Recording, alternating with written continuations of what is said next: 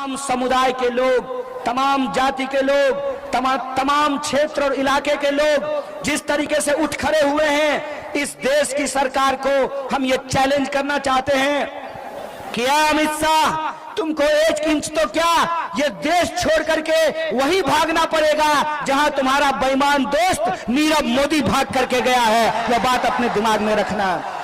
और हम तुम्हारी हर साजिश को समझते हैं। हम समझते हैं कि तुम देश की जनता को कैसे गुमराह कर रहे हो।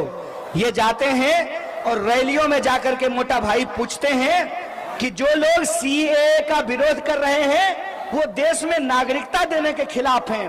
मैं आपसे पूछना चाहता हूं, आप इस देश में किसी को नागरिक बनाने के खिलाफ है क्या? किसी को नागरिक बनाने के खिलाफ है क्या? आप लोग खिलाफ है क्या? फिर ये झूठ क्यों बोलते हैं? आदत है। आदत ही नहीं है, जरूरत भी है। जरूरत भी है। गांधी जी ने क्या कहा है? गांधी जी ने कहा है कि सत्य ही ईश्वर होता है। सत्य ही ईश्वर होता है। जो इंसान झूठ बोलता है वो कुछ भी हो जाए, लेकिन वो ईश्वर की रक्षा करने वाला नहीं हो सकता है, वो धर्म की रक्षा करने वाला नहीं हो सकता है। ये क्या कह रहे हैं? ये कह रहे हैं कि धर्म खतरे में है। अरे किसी और को जाकर के बेवकूफ बनाना। धर्म तुम्हारे पैदा होने से पहले भी था और तुम्हारे बेटा के बेटा के बेटा के पैदा होने के बाद भी रहेगा। धर्म खतरे में नहीं है। ये कहो कि तुम्हारी कुर्सी खतरे में है, ये कहो, ये स्वीकार करो। और इसी कुर्सी का खेला है कि इन्होंने सीएए जैसा काला कानून पास किया है। इनका उद्देश्य सीएए पास करना नहीं था। इनका उद्देश्य यह था कि एनआरसी और एनपीआर करके पूरे देश में हिंदू और मुसलमान किया जाए। लेकिन कहते हैं ना कि होशियार आदमी कई बार 3 जगह मांगता है। तो ये होशियार तो है नहीं, ये बेसी होशियार है। तो 3 जगह नहीं 4 जगह मांग गया है। पहले गोड़ में, और फिर हाथ में, और फिर नाक में, और फिर मुंह में। ये 4 जगह मांग गया है। जब लोगों के पास सत्ता आती है, लोगों के पास जब ताकत आती है, तो लोग घमंड में पागल हो जाते हैं, घमंड में चूर हो जाते हैं। और ये घमंड में चूर होकर के बोले कि हम पूरे देश में एनआरसी लागू करेंगे। अमित शाह को भी नरेंद्र मोदी की तरह प्रधानमंत्री बनने का मन हो गया है। तो मोदी जी तो विकास के नाम पे प्रधानमंत्री हो गए, विकास हुआ नहीं, तो अमित शाह क्या बोल करके प्रधानमंत्री बनता? तो अमित शाह के दिमाग में आइडिया आया कि अगर पूरे देश में एनआरसी होगा तो फिर से हिंदू मुसलमान होगा, और जब हिंदू मुसलमान होगा तब विकास की बात लोग अपने आप नहीं करेंगे। कहते हैं ना, जहां ना चले मोदी जी का काम वहां कर दो हिंदू और मुसलमान। जहां ना चले विकास के जुमले से काम वहां कर दो हिंदू और मुसलमान। इसीलिए इन्होंने घोषणा कर दी कि पूरे देश में एनआरसी लागू करेंगे।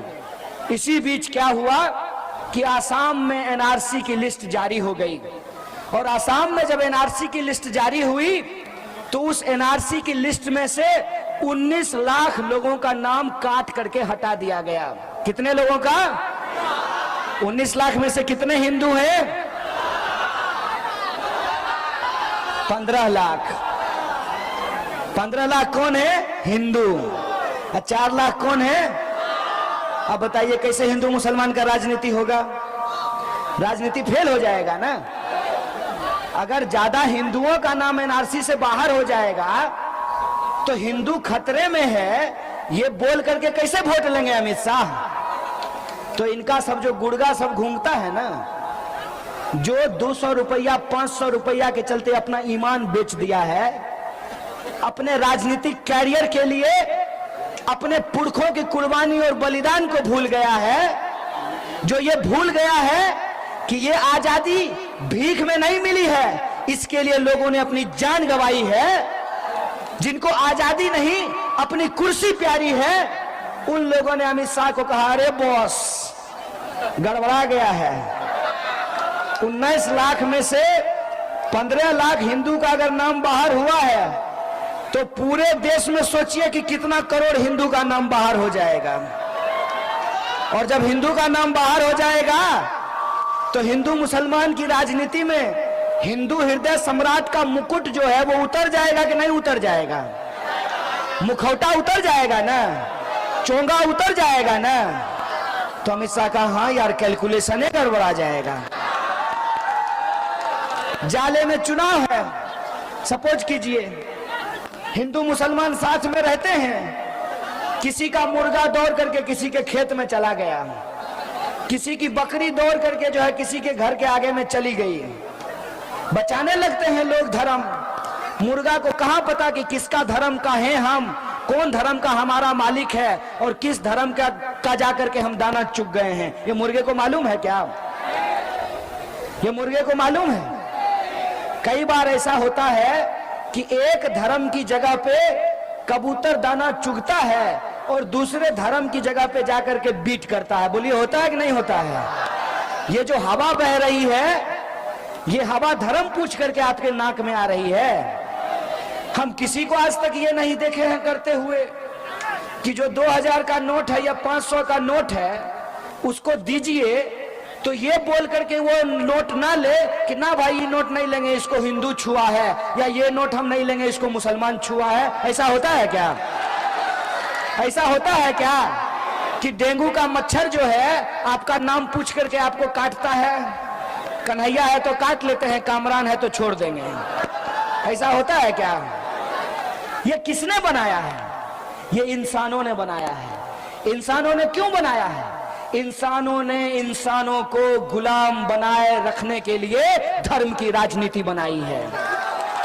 धर्म तो इंसान की मुक्ति के लिए होता है। धर्म तो आपको ईश्वर तक और अल्लाह तक पहुंचाने के लिए होता है।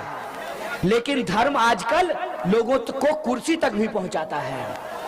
ये जो धर्म की राजनीति है, इस धर्म की राजनीति का खेल जब गड़बड़ाने लगा, जब 19 लाख में से 15 लाख हिंदुओं का नाम बाहर आ गया, तब अमित शाह को यह आइडिया सूझा कि ऐसा करते हैं, एक नया कानून लेकर के आते हैं, CAA।